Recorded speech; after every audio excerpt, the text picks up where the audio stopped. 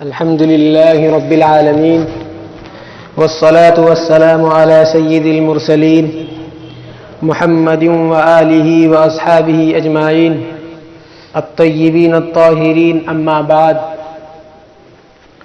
قال الله تبارك وتعالى في القرآن المجيد والفرقان الحميد: يا أيها الذين آمنوا أطيعوا الله وأطيعوا الرسول.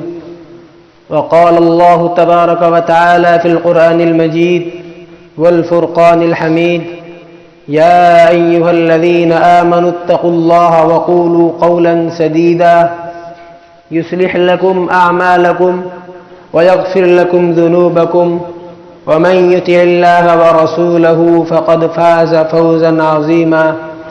صدق الله العلي العظيم. معزز سامعین، اللہ رب العزت قرآن کے اندر ہماری رہنمائی کے لیے بتاتا رہتا ہے کہ اے میرے بندے، تیرے حق میں یہ بھی بہتر ہے، تیرے حق میں یہ بھی بہتر ہے، تو فلاں کام کر لے، یہ بھی تیری نجات کا ذریعہ ہے، تو اس کام پہ تیار ہو جا، یہ بھی تیری جنت بنانے کے لیے کافی ہے. اسی طرح اللہ تبارک و تعالیٰ نے قرآن میں فرمایا: یا ایھا الذین آمنوا اتقوا اللہ، اے ایمان والو اللہ سے ڈرو، وقولوا قولا سدیدا، اور درست بات کہو، ٹھیک بات کہو، گھول مول مت کرو. آگے فرمایا: یصلح لکم اعمالکم، تمہارے اعمال بھی اللہ تعالیٰ اچھے کر دے گا. وَيَغْفِرْ لَكُمْ ذُنُوبَكُمْ، تمہاری خطائیں بھی معاف کر دے گا. اور فرمایا: يُصْلِحْ لَكُمْ أَعْمَالَكُمْ وَيَغْفِرْ لَكُمْ ذُنُوبَكُمْ. آگے فرمایا: وَمَنْ يُطِعِ اللَّهَ وَرَسُولَهُ فَقَدْ فَازَ فَوْزًا عَظِيمًا، کہ جس نے اللہ کی مانی، اللہ کے رسول کی مانی، فقد فاز فوزا عظیما، تو وہ ایسا کامیاب ہوا کہ جیسا کہ اس کو کامیاب ہونا چاہیے تھا. اللہ کے رسول صلی اللہ علیہ وسلم سے محبت ایمان کا جز ہے، اسلام کا ایک ستون ہے، ایمان کا جز ہے، اسلام کا ستون ہے. اور جب تک رسول اللہ صلی اللہ علیہ وسلم سے الفت نہ ہو، محبت نہ ہو، ایمان کامل نہیں ہے. جب تک رسول اللہ سے محبت نہ ہو، رسول اللہ صلی اللہ علیہ وسلم سے الفت نہ ہو، ایمان کامل نہیں ہے. اللہ تبارک و تعالی اپنے پیارے نبی صلی اللہ علیہ وسلم ابھی پیدا نہیں ہوئے، ابھی نبی نہیں بنایا، اور 50,000 سال پہلے تخلیق انسان سے اولاً کہا: یاسین، اے میرے محبوب، مجھے آپ کی جان کی قسم، والقرآن الحکیم، اور قرآن حکیم کی قسم. یہ میرے اور آپ کے نبی کی شان ہے کہ ابھی پیدا نہیں ہوئے ہیں، اور اللہ تعالی جان کی قسمیں کھاتا ہے، قرآن کی قسمیں کھاتا ہے، اور بتلاتا ہے کہ میرا نبی عظمتوں والا ہوگا، اخلاق والا ہوگا، کردار والا ہوگا. یہ ایسا ہوگا کہ اگر اس کے نقش قدم پر تم چلتے رہو گے تو جنت تمہارا ٹھکانہ ہوگا، اور اگر اس کے نقش قدم سے آپ ہٹ جاتے ہیں، گمراہ ہو جاتے ہیں، پھسل جاتے ہیں، تو یاد رکھو پل صراط میں نے ایسے مجرموں کے لیے رکھی ہے کہ جب اس کے اوپر سے گزریں گے تو کٹ کٹ کر جہنم رسید ہو جائیں گے. رسول اللہ صلی اللہ علیہ وسلم نے اس دین کی خاطر قربانیاں پیش کی ہیں. یہ دین ایسے ہی ہم تک نہیں آیا. ہم سوچتے ہیں ماں باپ مسلمان تھے، ہم ان کے گھر میں پیدا ہوئے ہیں، ہم بھی مسلمان ہیں. ایمان والا ہونا بہت بڑی دولت ہے، اللہ کے بے شمار خزانے ہیں.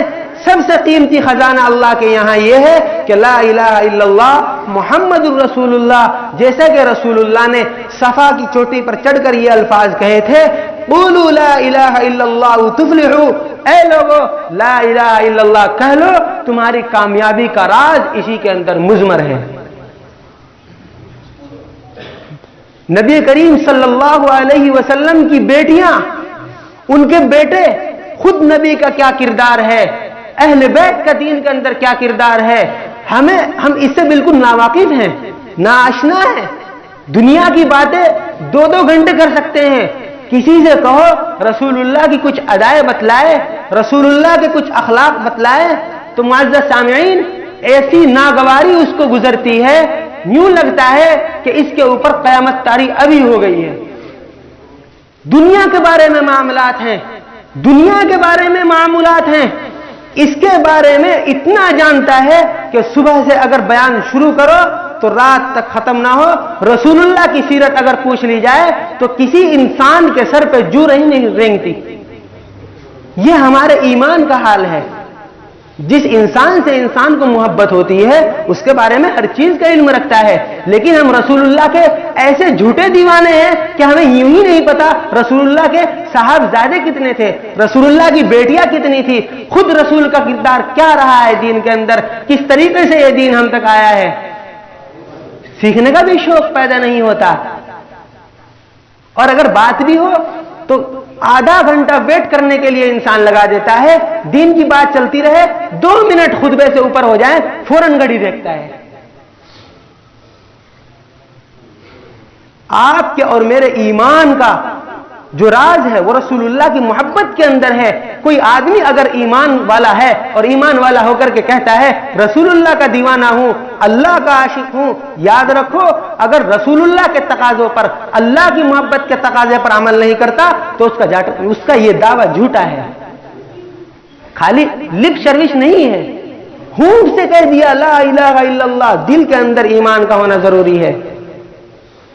آپ دیکھتے نہیں ہیں رسول اللہ صلی اللہ علیہ وسلم نے کتنی قربانیاں پیش کی ہیں۔ بدر میں جا رہے ہیں رسول اللہ، دیکھا کہ بیٹی بیمار ہے، رقیہ کے سرہانے کھڑے ہیں، حضرت عثمان رضی اللہ تعالیٰ عنہ سے کہتے ہیں بیٹی بیمار ہے، سر تپ رہا ہے، اس طریقے سے بیمار ہے کہ گویا کہ ابھی خاتمہ ایمان پر ہو۔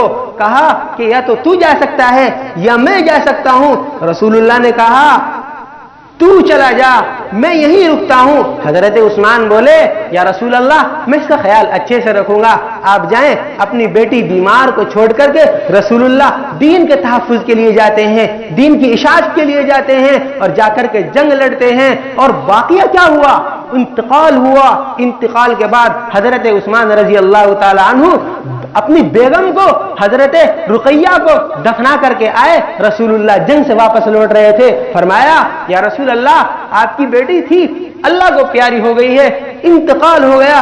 رسول اللہ نے جب یہ بات سنی آنکھوں میں آنسو آئے اور اللہ کا شکر ادا کیا، یا اللہ امانت تیری تھی، تو نے لے لی، میرا اس میں نہ دخل ہے نہ کوئی کمال ہے۔ اور ایسی باتیں رسول اللہ نے بتائی ہیں صحابہ کو کہ ایمان تازہ ہوتا ہے، بشرطے کہ آدمی سننے کی نیت سے سنے، اخلاص کے ساتھ سنے، کمیاں پکڑنے کی نیت سے نہ سنے اور نہ ٹائم پاس کرنے کے لیے سنے۔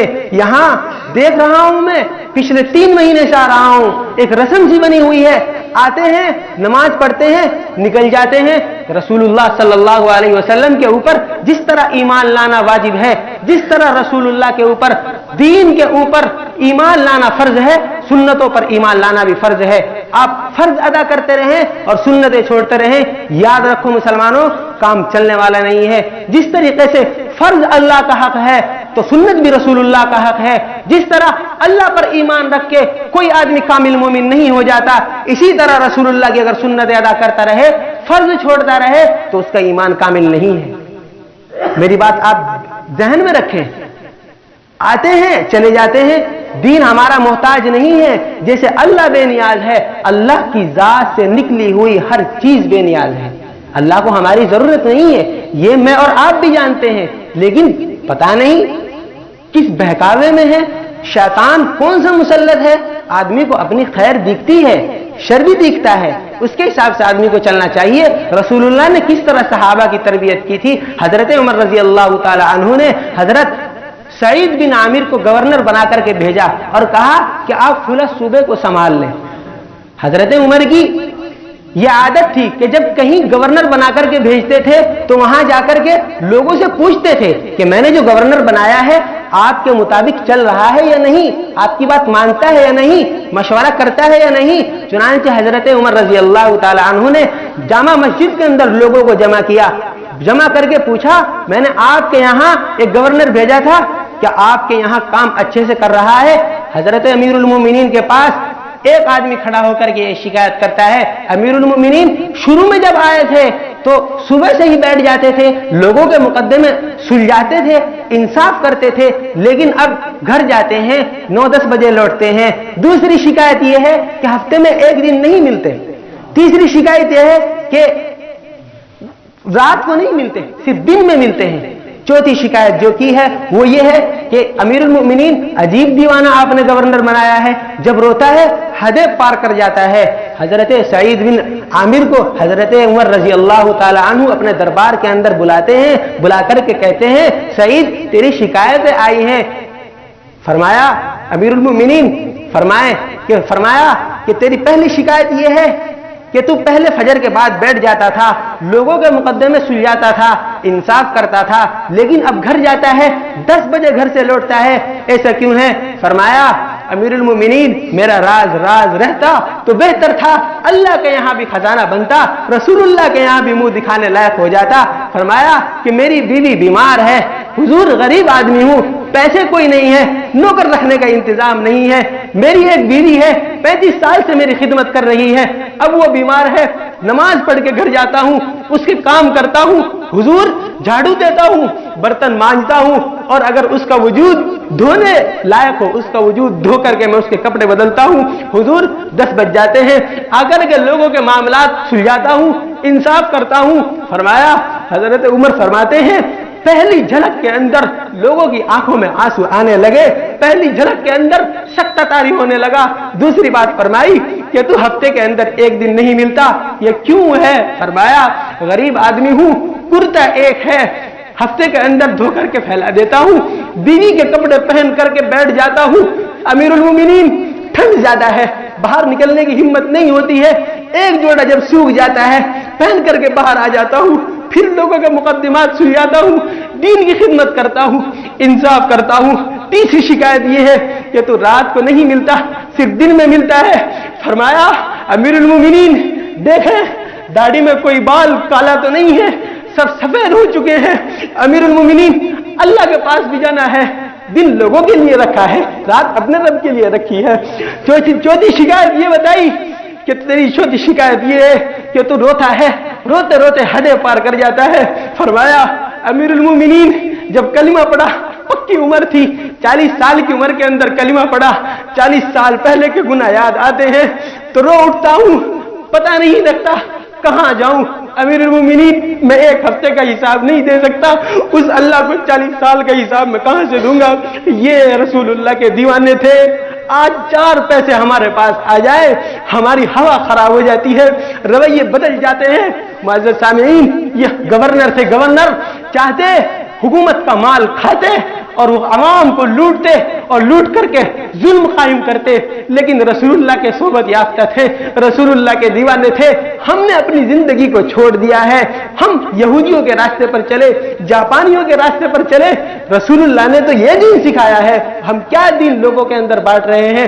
بہرحال بات لمبی ہو جائے گی، معزز سامعین اس دھوکے کے گھر سے نکلیں، اپنی زندگی کو سنواریں۔ ہر انسان سوچے میرا مقصد تخلیق کیا ہے، غور کرے، توبہ کرے، اصلاح کرے، اپنے اللہ کو منائے، وہ بہت جلدی مان جاتا ہے۔ اس کے در پر آؤ تو صحیح، اللہ تو کہتا ہے یصلح لکم اعمالکم، میرے بندے تیری ٹوٹی پھوٹی نمازیں میں درست کروں گا، ویغفر لکم اعمالکم، اور ویغفر لکم ذنوبکم، تیرے گناہ بھی معاف کر دوں گا۔ معزز سامعین آج توبہ کر کے اٹھیں، اللہ کو منائے، اللہ کو راضی کرے، صحابہ کی زندگی کو فوکس کریں، رسول اللہ کے دیوانے بنے، رسول اللہ کی سیرت کو پڑھیں۔ اور معزز سامعین آپ اور میں رسول اللہ سے اتنی الفت رکھیں کہ دیکھنے والا خود کہے کہ یہ محمدی ہے۔ میں انہی چند باتوں پر اپنی تقریر ختم کرتا ہوں۔ میری بات جس بھائی کے دل کے اندر اگر بہت شدید طریقے سے لگی ہے میں معافی چاہتا ہوں، لیکن دین یہی ہے، میں دین بتلا رہا ہوں، باقی کسی پر تان و تشنی نہیں ہے۔ دعا ہے کہ اللہ رب العزت مجھے بھی اور آپ کو بھی رسول اللہ کے دین پر صحیح چلنے کی اور اس پر عمل کرنے کی توفیق عطا فرمائے۔ وما توفیقی الا باللہ۔